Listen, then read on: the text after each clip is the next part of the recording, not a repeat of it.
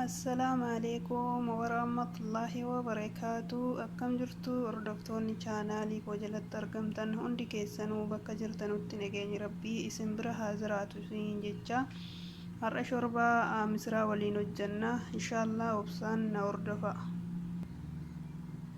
Kinoo asitti akkuma argitan shunkurtii diimaa, shunkurtii adii, maajii, irdii, filfil aswad, zayitii kana dhuma gubbaarratti kan itti naqnudha. Kasbaraa jedhama afaan oromootiin, baala dimbilaalaati. Kanneen kanatu nu barbaachisa jechuudha. Kinoo akkuma argitan ibidda jala qabsiisaniin jira. Dirqama waan akka waxii hojjennutti shunkurtii bilcheessuu hin barbaachisu. Asitti misira miicee jira waan ta'eef zayitii itti naqadhaasuu gubbaarranii jechuudha.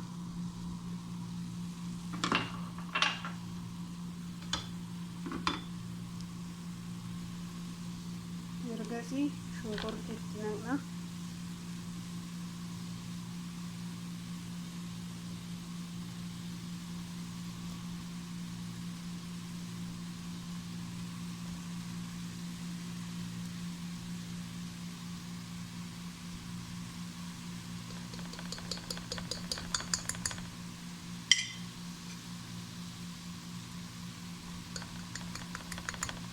Haala kanaan erga itti naqnee booda daqiiqaa 2 waliin bilcheessinaa jechuudha.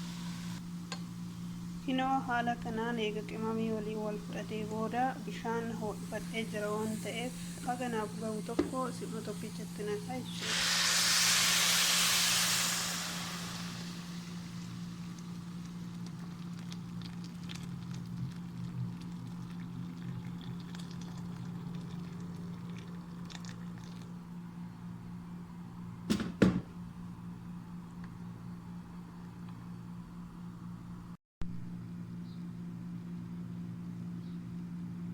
Maashaallah tabarakallah. Kinoo haala kanaan xumuree jira.